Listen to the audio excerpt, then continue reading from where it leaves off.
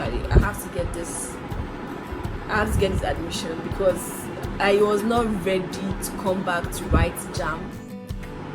That mouth odor almost made me pass out. I'm not even kidding. I don't know. It has to be that Kumasi fried rice. It almost took something important from me. I was like, no, today I could not find that provisional admission letter. It was not in my mail. Try to pray. Am I not God's favorite?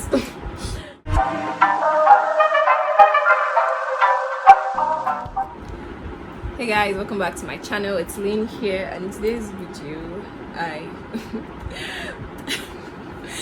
was making a video.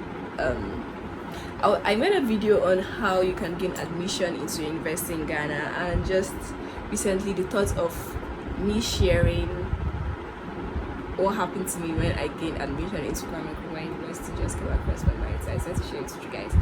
So in this video, I'm telling you guys the story and what went down. It's not something so serious, but then I just thought to share it. Okay, so basically, if you're new here, please, my name is Lynn. Okay, welcome to my channel, and if you're a returning subscriber, hi. Okay, so I think I applied to Knust in 2019. Yeah, 2019, and as of then I was studying in a private university in Kaswa. Yeah, I don't want to call the name of the university. Anyways, I was studying there, and it was my second semester, and then this news, I'm not sure it was a rumor, let's say it was a news that was going around that people are having difficulty in Nigeria, like Nigerian students are having difficulty entering into law school. You get, so my friend, we're three of us, she was talking about it, and when she told me, we're already in our second semester. By then I've already paid, I think, half of my fees for the second semester, but I wasn't done with it, and it was the exam period. And she basically stopped, my roommate at that time, she basically stopped going to the university, and she was like hustling admission in other universities in Ghana. And like, I was there still worried, like, what should I do? Should I stay? Should I go? Should I stay? Should I go? And I made up my mind that, okay, I'm going to obviously leave this university, right? So I stopped like going for the exam. I think after writing 2 exams, I even got tired of writing. And I have not gotten any admission. This is to say that I don't even have a valid place to stay. I also was not writing exams, so if maybe I didn't get my admission, what was I supposed to do? Because I wasn't writing exams, I wouldn't have I wouldn't have progressed to the next class. But anyways, I decided to go and look for admission, and by then I started telling people that, oh, I've gotten admission in University of Ghana, Legon. So I'll be leaving. They're like, oh, congratulations. And trust me, I haven't even seen the admission portal for UG. Hey, see, it's not recording. Okay. I almost thought it was not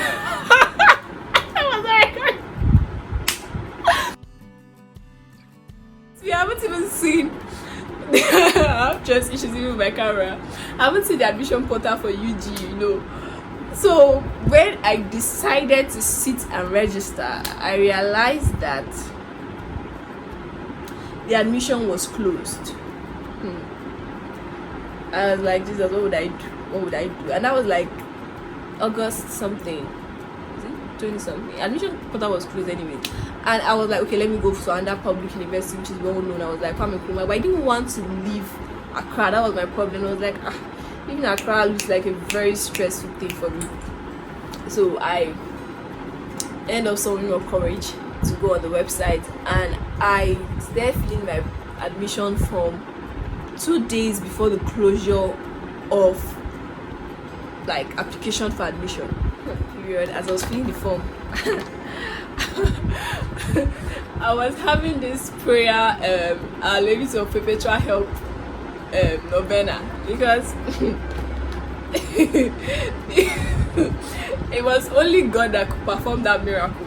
Because basically, I didn't know if I was going to enter into university. Honestly, my God kept telling me that, oh, you will make it. It's like 2 days to the admission, you don't even know what's happening. They're telling you to post something, you don't know how to do it, how you're supposed to work out this thing.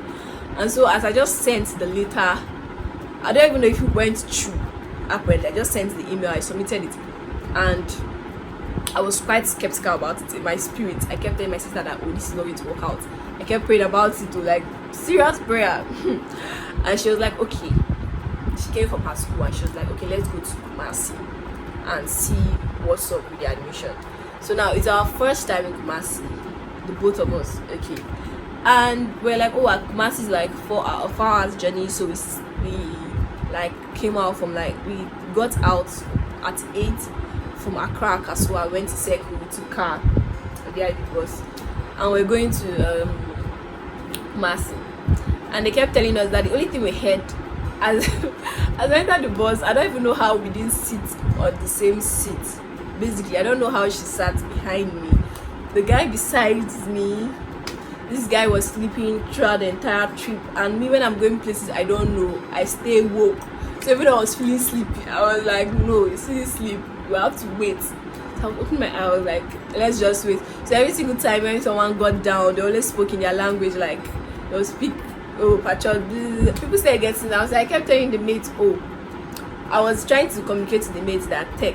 But first I was scared about, like, in case they've not passed my bus stop. So I tapped the guy beside me, and this guy opened his mouth. Jesus. I don't know if he just woke up and came into the bus, if he didn't brush, but like, that mouth odor almost made me pass out.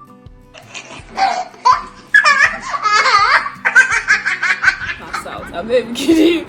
So when he was like, oh, are you new here? I was like, yeah, I'm new. And he was like, oh, you stop at Peck. And I was like, beside the window, Jesus. I was gasping for air. I was literally fighting for my life.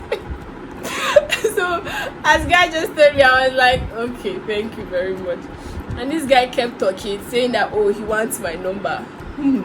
The way I immediately gave him the number, so he just keep quiet. I even had to even form like I was sleeping, and glory be to God, he actually jumped before me.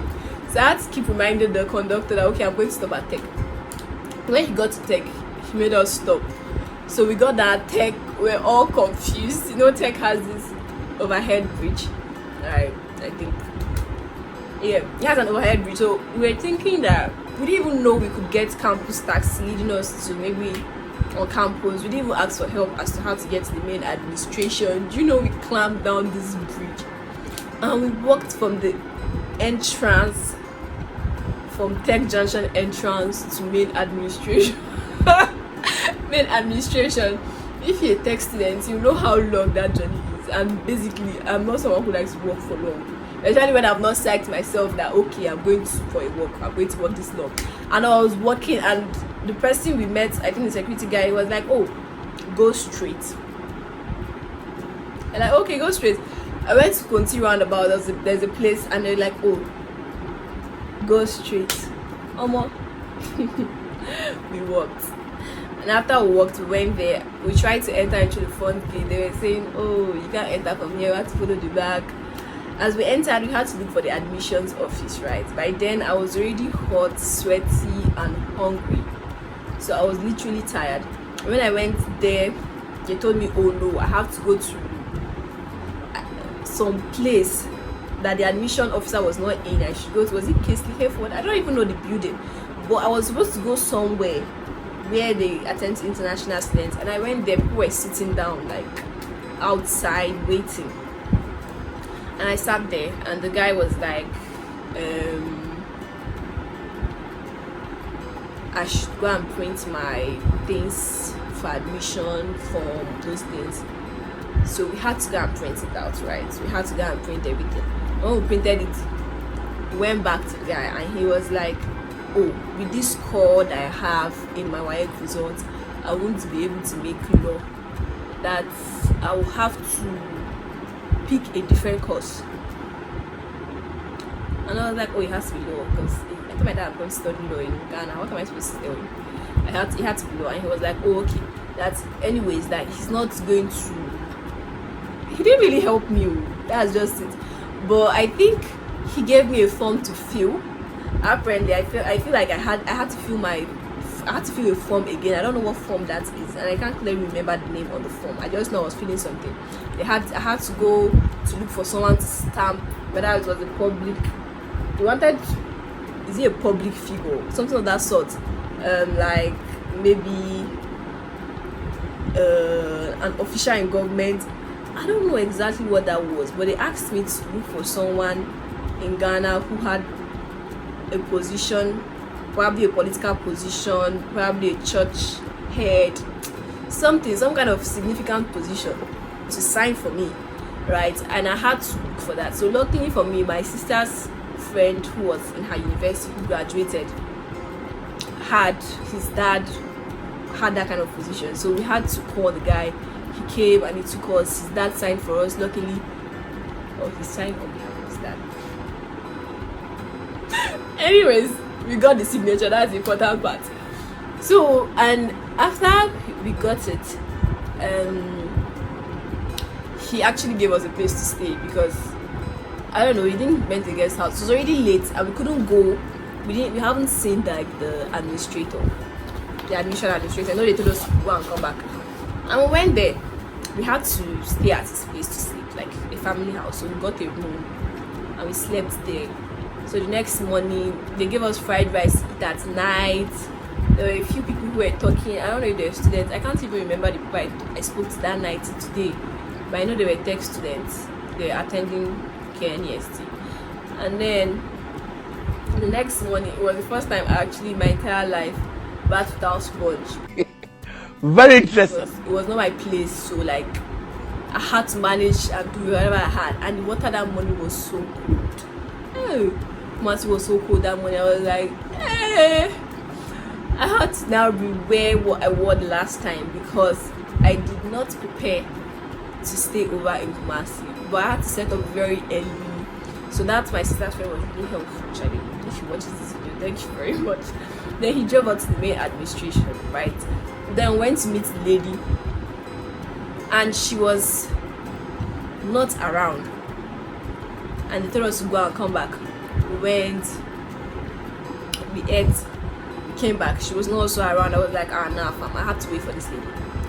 And then when I met her, she was like, does it have to be law? I was like, oh, it has to be law. I spoke to her and she was like, okay, I should finish filling. Since I'm done filling the form, I should submit it and I should go. Then they will contact me and whatnot.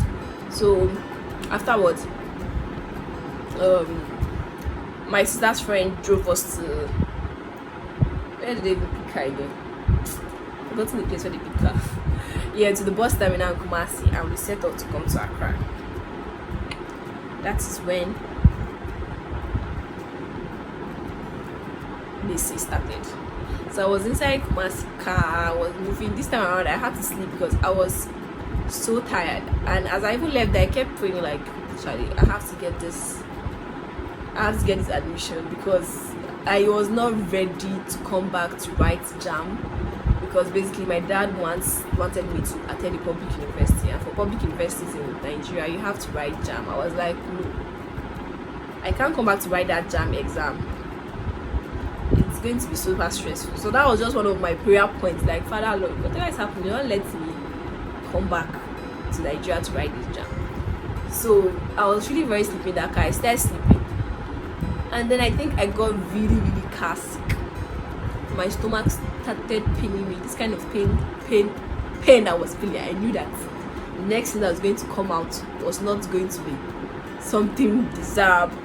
Alright, so I was in the car, and then the way my tummy was grumbling, I really needed to use the toilet. So I told my sister that my stomach is paining me. And I think we're like an hour 30 minutes into the trip.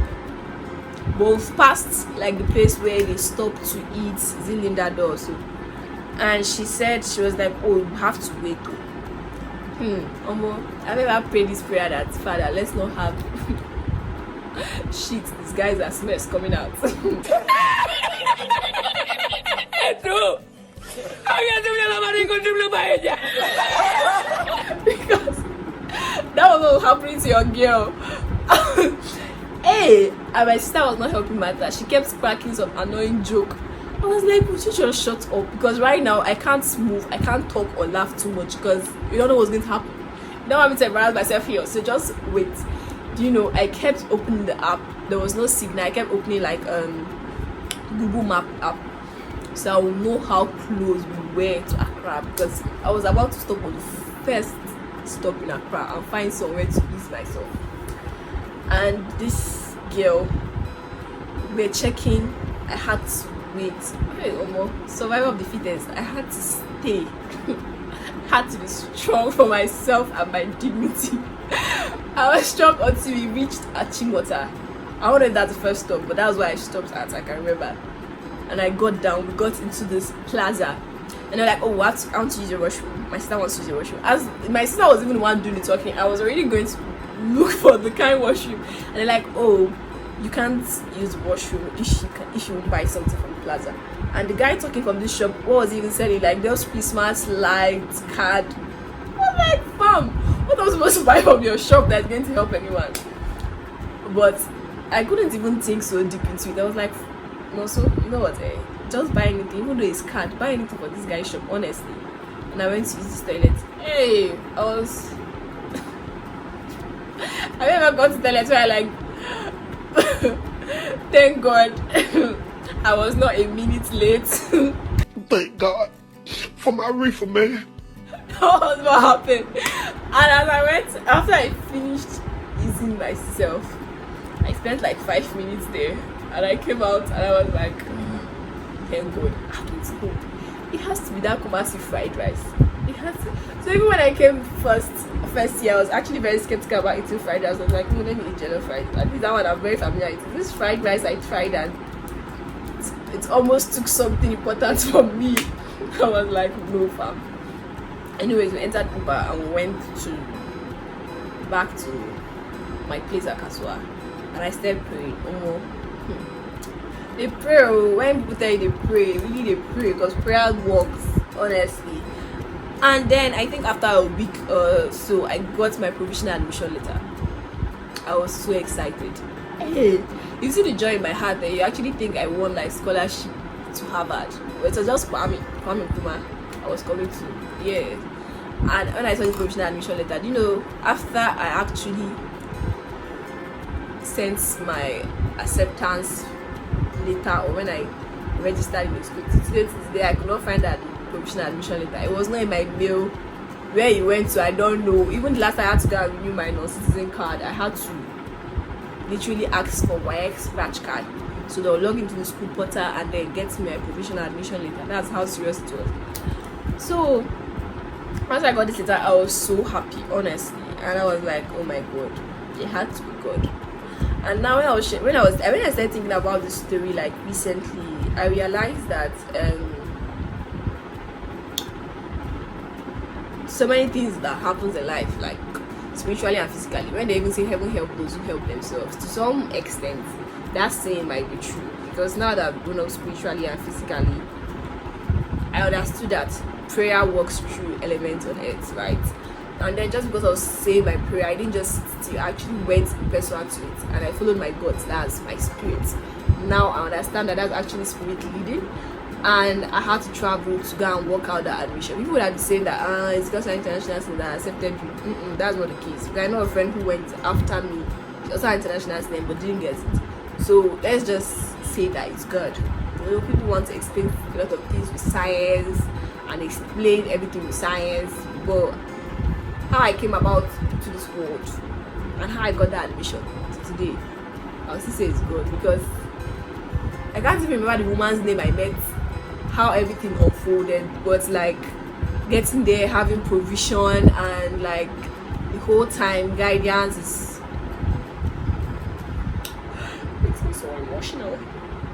But yes, so basically that's the little story I had.